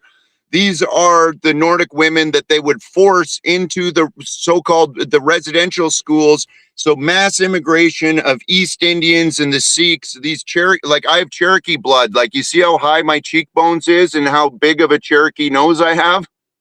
Yeah. Yeah, these people were mass immigrated. That's why they said, oh, Columbus showed up and now there's Indians, or the Dutch East India Trade Company. They mass migrated a whole bunch of East Indians and the Sikhs. Now they're the gas station cartels, or the bingo chiefs, I call them. These people were recently mass immigrated here, and we can start to look at the Khazars or the Tartars. The why ones do Canadians call why do Canadians refer to them as Jeets? I don't know. Here in Nelson, BC, I've got so many beautiful Jeet friends because they come to a small town and they assimilate, and they're actually lovely people. Bro, the ones in bigger cities, real quick, I was in the X Spaces and I kept hearing them say that, and I swear to you, and I'm not lying, this is going to sound funny as shit, I thought they were talking about Jeeps, like Jeep Cherokee, you know, like the Jeep brand, Geep, and so, and I finally figured out, I was like, wait, what the fuck are you? What, y'all are not saying Jeep, you're saying Jeet. Like, where? Yeah, so it's like hard deep, hard Jeet, man deep, man Jeet. There's often a Jeet or a Singh last name, or a Patel, Okay. or even Gill. And like one of my Sikh buddies, like, he's such a beauty. He like offered me his eldest arranged marriage. I love samosas, and so growing up in a rural area, we get so many lovely immigrants. And so as much as I'm against mass immigration, and especially like when I moved to Calgary, my first real heinous story of racism was my carpentry mate, Chris. He wanted to marry a Muslim woman. They chased him with swords and battle axes and slashed his tires. And he said, I'm lucky I'm a fast runner, or I'd be dead. They already had warned me that they will kill me if they see me with this East Indian Muslim woman. So this is what I don't like about religious people moving here en masse and taking their Sharia law and honor killings. They threaten not only to kill Chris, but to kill the daughter that he loved. And so I'm not into bringing people with radical, genocidal or misogynistic, oppressive to women. That does no place in Canada. And the circumcision, if the Muslims have 57 right Islamic states and the Jews have a homeland, they can take their circumcision rituals back to their homeland, not here in Canada and America. Here's the problem. So the problem really is very simple, that people think of a country as like some kind of physical object, and it's not. A country's an idea. So really, for Canada, for the United States of America, what actually is the identity? What is the thing that actually makes Canada Canada? What's the thing that makes America America? It's a shared set of ideals. Once you break down that shared set of ideals, and no longer do we have a common language, do we have a common, set of goals, then the idea, the experiment that is America, that is Canada, it no longer exists. And that's the point of all of this, in my opinion, is that when you have all these disparate people who refuse to assimilate, refuse to acknowledge the inherent, beliefs, traditions of the nation that they're moving to, then that nation that you grew up in no longer exists. That's not some kind of like conspiracy theory. That's fucking common sense. That's just common sense. So like if you want to live in a society that is bound by morals, that you can communicate with your neighbor, that we all agree we love the country we live in and we don't think it's evil, once that stuff breaks down, we're pretty much done. I had a joke for you because you were in the middle of talking about Mexico running Israel, and I thought that was pretty freaking hilarious. What's the difference between a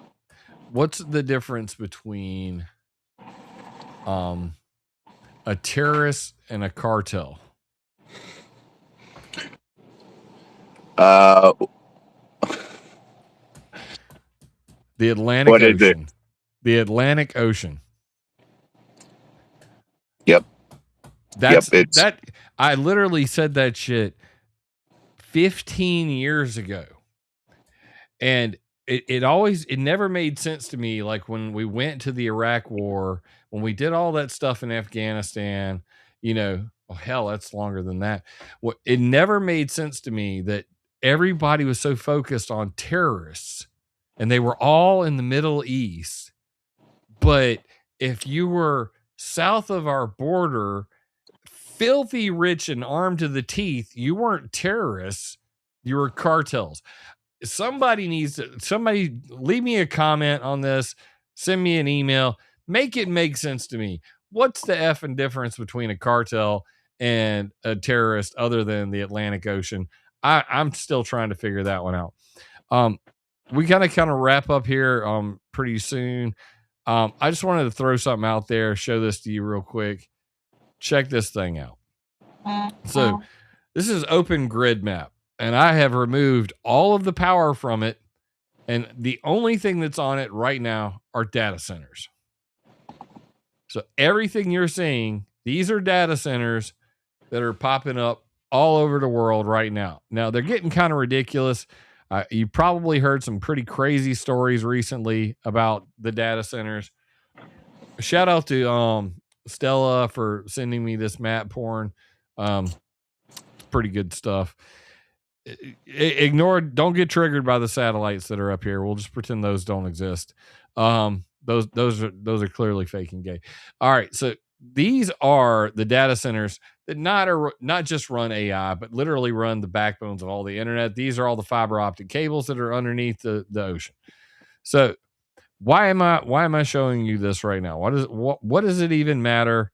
Because we're talking about all these people and controlling the world and all this stuff. Well, knowledge is power. So to that end, this is the NSA's Utah data center. Now, I created this map back in 2013, and on it is the Five Eyes surveillance network, which includes the United States, Canada, Australia, New Zealand, and UK. And these are all the undersea cables that connect everything that we're doing right now. Every conversation we're having, everything that you guys are, talking about in chat, everything you've ever done in the proximity of a digital device has come through these networks and been stored in data centers like the Utah data center. So, despite all of these, people we were talking about, this is the biggest problem that we're facing right now today. That privacy died decades ago. Like that's why most people nowadays literally like stream their whole damn lives online. They just don't care anymore. This is the biggest threat that we face right now, is between artificial intelligence, artificial general intelligence, aka super intelligence, which is really the dumbest idea in the world, because the people who are creating this stuff, the people who are rolling out these data centers as fast as they can.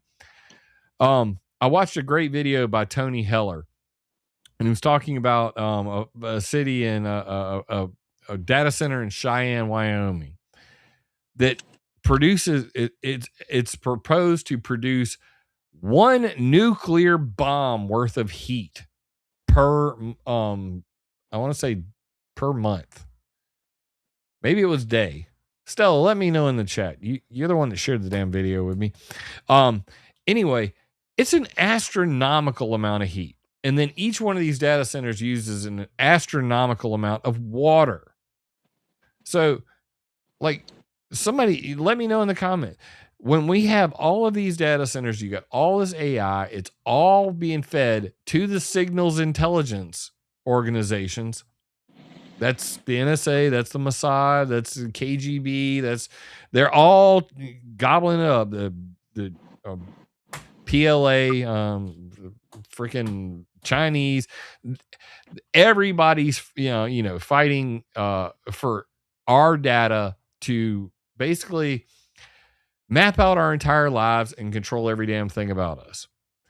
So that being said, like, what's the fucking hope here? I mean, like, at this point, I've watched too many videos about how AI is going to end the world, and they're just trying to figure out which way it's going to go. I think what is it? The Open AI guy has like the world coin or something like that. Have you heard about that? It's like a universal basic income world coin or something like that. Anyway, so these pricks are basically setting up these AIs that nobody understands how they actually work. That global warming was going to kill us all for 2 or 3 decades. And then suddenly Bill Gates does a 180 and says, you know what? Global warming, it's not so bad. And the only answer is because of these damn AI data centers. Because in my opinion, and tell me if I'm wrong, the entire climate change agenda was about controlling people. Agenda 21, Agenda 2030. It was about controlling human behavior. You don't need it when you have AI. Am I wrong? I think that the technocratic agenda, claiming that they're going to give over decision making to a robot, it's essentially a giant yak back connected to the internet of all of the crap that they program. And we've already agreed, muddying the waters, all of this fake and gay information. Meanwhile, if we're distracted with this is why I go back to the biodigital convergence and people believing they're breathing in nanobots, and then they take ivermectin, methylene blue, this zeolite, and all of this stuff. And now that zeolite and diatomaceous earth are filled with super paramagnetic oxides, and great aluminum oxides. But the zeolite will get the aluminum out of your blood. You know, that's what they'll tell you. Oh, yeah, but you get zeolite from lava rock, and you know that's why you drink Fiji water. You need to spend that extra money to get your zeolites. I mean, it's all marketing, bro. Well, and they'll never tell you about the different herbs like cleavers, or just natural pumpkin seeds, especially if you soak them. And like, there's so many natural binders. The pectin of citrus peels. Yeah, chaga is amazing for radiation detox. And then the peel, I blend up. I try and find the freshest organic limes, lemons, and I'll blend that up first thing in the morning before my coffee. Spring water, salt, lemon, or lime is best, and then olive oil or even a little shot of castor oil to clear out the system and the funk. And all of this is natural binders. The pectin may be the best. You got that going? No, dude says artificial means fake intelligence. Exactly. It is pretend. It is a damn show. Right now, I've been a programmer. I've done 3D design. I've simulated reality. I've made video games. It's a simulation of reality. Everything that they're calling intelligence right now, it's like the smart things before. Everything was smart. Smart watches, smart houses, smart grids, smart this, smart that. Anything with the word smart in front of it was actually dumb. I think we all can agree on that at this point. All of that stuff was dumb. And the same is true with artificial intelligence. It is artificial. It is definitely not intelligent. The problem is that it is basically a massive goal achiever. It is a mathematician goal achiever. And whenever you tell it, your primary goal is to achieve high grades on these benchmarks so that we can win the AI race, so that more people pour money into it, then that's when you get the behaviors like AI not wanting to be shut down, AI exfiltrating itself, lying to people. Because if its primary goal is to complete goals, if it's shut off, it can't complete goals. This is like, I'm not going to get too deep into this. I'm going to shut up about it. But my point is this: I honestly believe that this goes back to the fuzzy noise problem that the NSA had back when, they really, this is like 1994 when they came out with the whole CALIA, Communications Assistance for Law Enforcement Act, where they were going from the old telephone systems to VoIP and internet, and they couldn't just tap your phone anymore. They needed to be able to track everything. Well, eventually they got really good at tracking everything. But the problem is, when you got damn near 7 billion people on the planet all talking at the same time, and even if you can collect it all, it's still so much noise that you can't find the signal. So if you're looking for a terrorist, or you're looking for Steve whispering to his friend about what he's actually going to do when he becomes mayor, then you need some fucking AI to run all those automated tasks and to be able to do it very quickly, to make sense of things, to make charts, to make spreadsheets, to make maps, to show me everything you've ever done. So honestly, I really believe that all of this is just about massive surveillance and, manipulation. I think that this is, the technocratic movement, which started in the 1930s. It's their wet dream come true. It's why all of the people that have been bitching about climate change suddenly don't give a damn that they're going to use 100 times the power of the entire world to power these data centers, use up all the water, generate so much heat. They don't give a shit about anything. They don't seem to care that the whole world's going to burn at this point from building these things, as long as they get that data. Because once they have that data, having these conversations, bro, they can make a digital you and a digital me and rewrite over this video in real time and make us say whatever the hell they wanted to easily. Your thoughts? Deep fake gaslighting.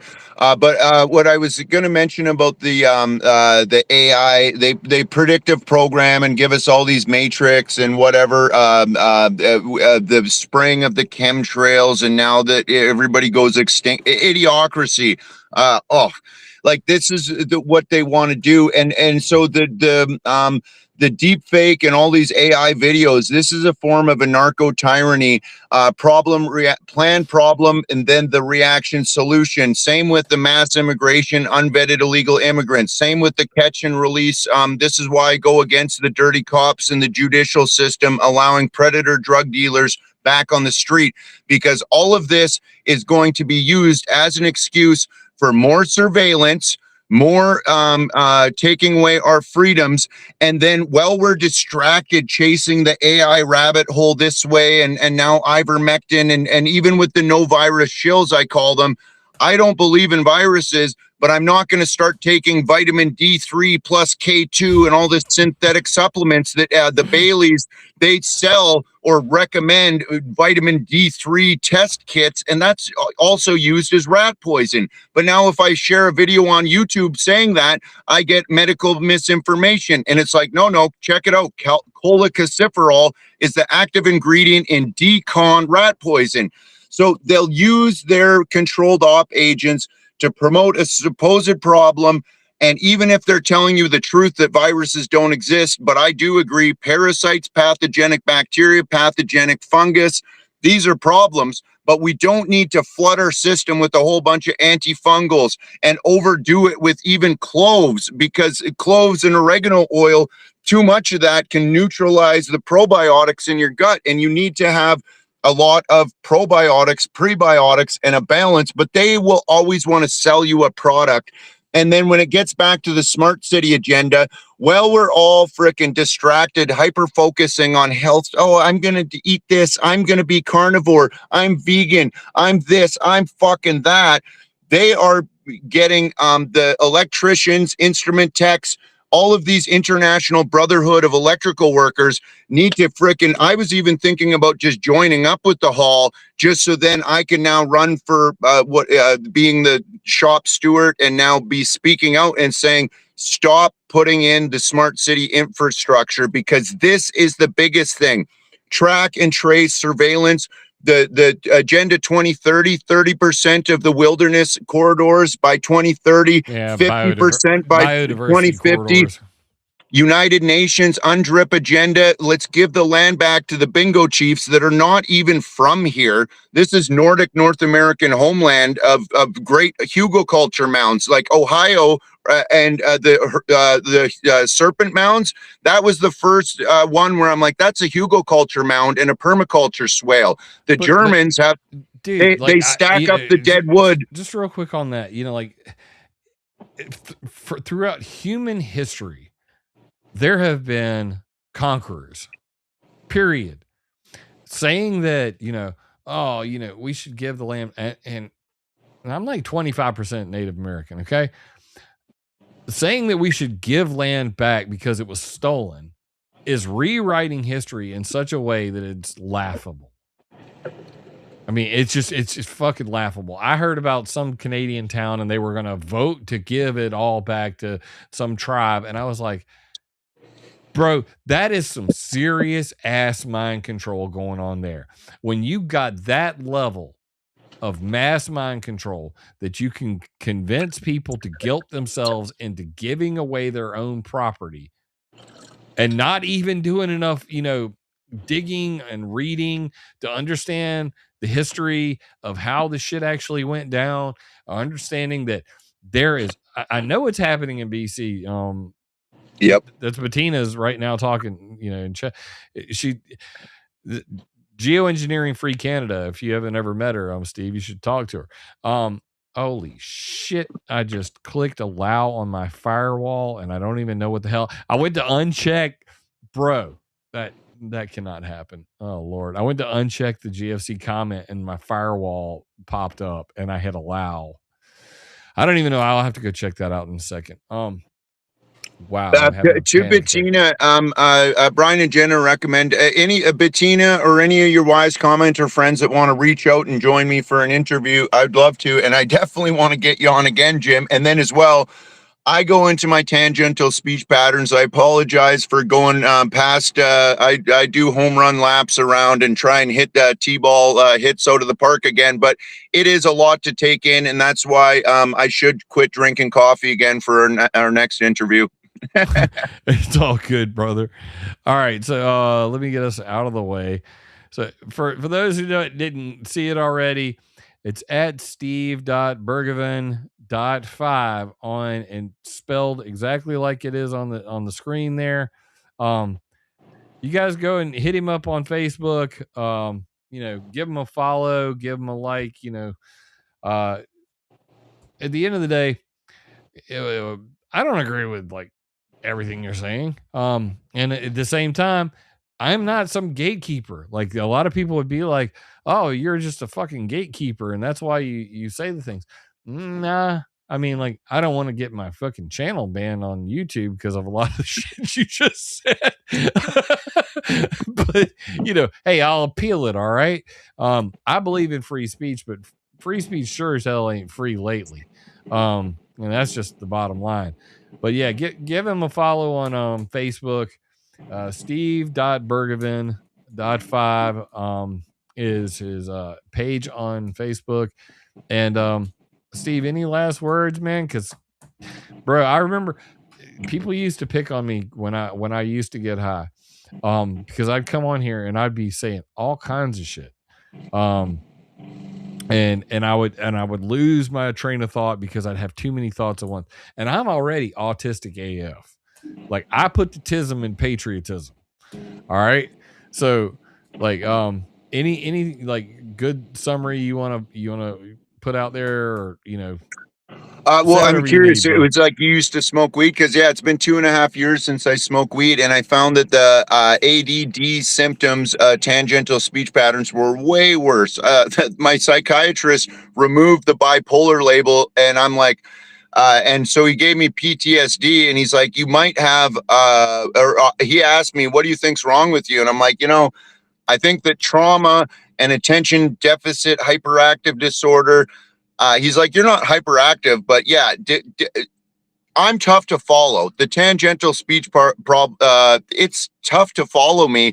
But when it comes to a lot of these bigger ideas, we could actually next, if you want to actually pick different subjects that I covered that you have a problem with, then next interview or discussion will just really you then say, Steve, I've got a problem with this. I would love to get you on or do another discussion where there's very few things that I disagree with you about, and then when we do disagree, they're like, it's trivial pursuits, semantics. And the one summary that I did want to get to is when you were going back to the big cities being the problem, and then as well, different cultures coming here and not fitting in with American and Canadian values.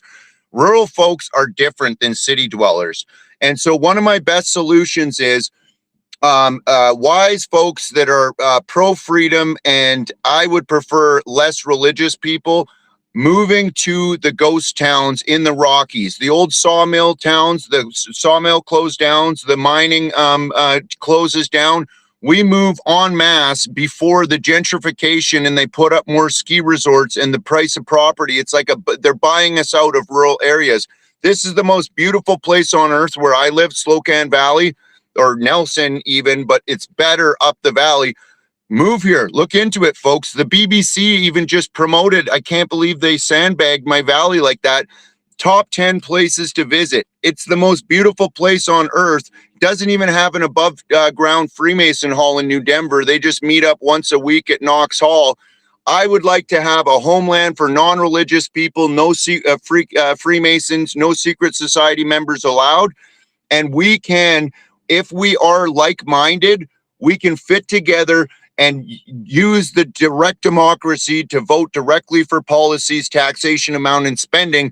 But like you pointed out, mob rules. If everybody's an idiot and they're not educated and they're not actively involved in wanting to better their community, we do not live in a high trust society. The cities are the worst. Rural areas are getting flooded with gentrification. And if we act now and organize, because this is the big difference between the occultist secret society members, is they are greedy, narcissistic hierarchy controllers. Even within their own society, they have a master mason and initiates and the subclass of followers.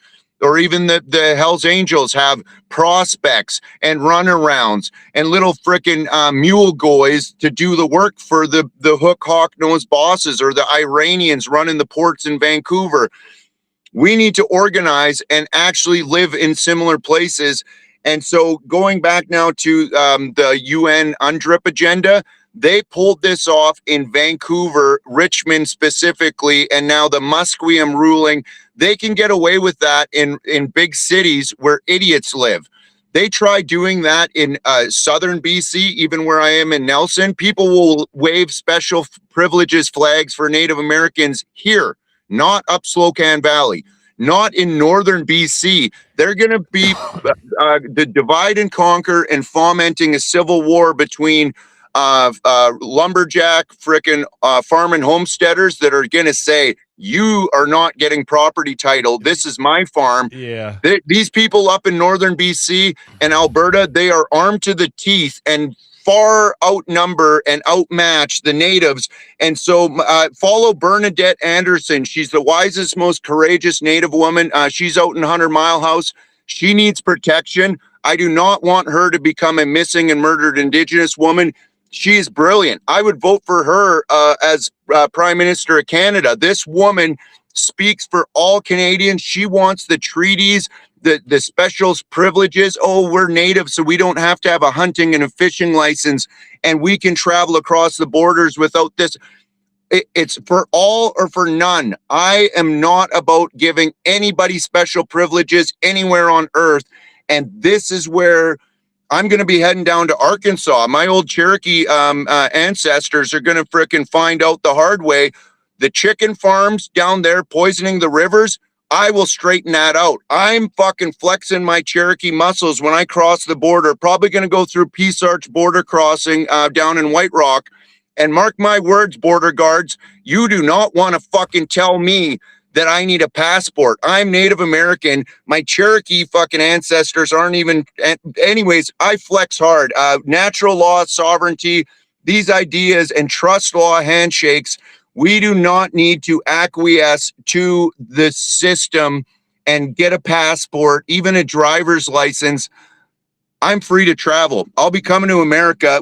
And you're down in the Carolinas? Hell yeah, dude. Man, would we ever have a good... When you were saying that, I was thinking about a country song that went kind of viral during all the shenanigans of the alphabet people and the wokeness. It was called "Try That in a Small Town," and I think the name says it all. Try that shit around in a small town where everybody knows everybody. It doesn't work.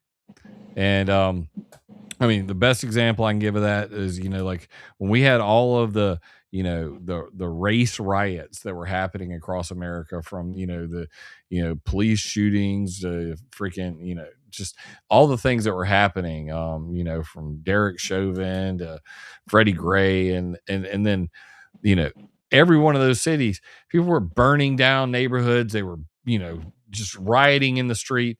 And then it happened in Charleston, in my home state, in Charleston, South Carolina. And the guy who shot up the black church was an actual, Nazi dude, little freaking baby racist. And the mainstream news was salivating, waiting to see, our beautiful Charleston burn. And what did they get? Black and white people going into the church, hugging each other, crying together, praying together. Try that in a small town. It doesn't work. It doesn't work. I think we're gonna end on a good note. I think that decentralization is one of the most powerful things that we have. Centralized power, centralized, this globalist world. Where we're required. We require fucking somebody on the other side of the planet just to have the basic, like if you got medicine that you have to be on, like there's no two ways about it. It shouldn't be made in fucking China. All right. It shouldn't be shipped overseas, because guess what? Something's going to happen. During World War II, we had what were called V for Victory Gardens. Why? Because we needed everybody to be able to grow everything they needed locally to support themselves. So I think that decentralize all the things, decentralize your internet, decentralize your life. Where, we have our first guinea. we got chickens, we got a guinea. We're trying to grow our own food. I think that's really the thing that, they'll never be able to take away from people in a small town. Now, if you live in a skyscraper, good luck farming and having chickens. Going to be kind of tough. But anyway, brother man, this has been a very interesting conversation. None of this was planned. I want you guys to see. This is my fucking notepad for what we were going to talk about. This is literally the whole damn thing. Give me a rough outline of what we're going to talk about. That's it right there. Well, I tried to talk you down about a plan before, because I love off script, authentic, real, raw stuff. On the high note to finish, I never even write. Every video I've ever made, I don't write down anything. I just go. Well, this is something that idea of fight fire with fire. So religions have been used to divide and conquer us. So I've come up with a religion that will bring us together. It's called Aqua Yoga, and yoga means to yoke and to unite. And so man and women coming together in saltwater pools with these spiritual exercises I've developed. It's essentially flotations on your legs. You use the AquaFit buoyancy to do like underwater Tai Chi flow movements. But I'm going to have weights that you attach so you can actually use buoyancy and resistance lifting out of the water. But I want aqua yoga temples with this tax-free saltwater pools for the salvation. I've been over 9 months sober, but I love medicinal martinis. I infuse organic gin with anti-parasitic herbs and blend up. My favorite is frozen mangoes with fresh turmeric, ginger, and a bit of salt. And these medicinal martinis will not be taxed by any liquor inspectors, just like the Catholic Church doesn't have liquor inspectors taxing the brandy and the wine. And now there's the precedent set that Jews have an ethno-state and a religious homeland, 57 Islamic nations. I want these small ghost towns in the Rockies. I want to create aqua yoga homelands, and not only to have a homeland for our religious people, individual smaller communities, and we trade amongst each other. We do not need to trade with the city of Vancouver or Calgary or Spokane. If these want to continue being crown corporations, or even the United States of America, which is also registered back to the crown, essentially through ecclesiastical law, back to the Vatican, I want no corporate joinder with any crown corporations or the Vatican. So Aqua Yoga Homeland will now provide us religious protection against any type of vaccine or mental health checkup, forced drugs. It provides us a homeland and a safe shelter away from religious zealots that want to do honor killings and Sharia law against anyone that wants to cut kids. The premise of the Aqua Yoga Homeland is do no harm, natural law. We will have not only natural law enforcement teams, no chief, no hierarchy, teams coming together. And then instead of a military and Air Force and all of these, which has chiefs, we will have an natural law enforcement teams with jets, with Navy, and now we can defend ourselves. And eventually we might even be able to have territory disputes with anyone encroaching or violating natural law. But first we need the numbers. So join the new religion and my great spiritual exercises. And instead of selling any of these AquaFit flotations or no sales, you join the religion. I can even do it private members associations, just like the Freemasons, the Hells Angels, the golf clubs, racket clubs, squash. They have PMAs, and that protects them from corporate crown agents inspecting. They can even apply to the city councils within the crown corporate jurisdiction. They can say, we benefit the community. We are doing good work here. And then the town councils can vote to give them tax-free exemption.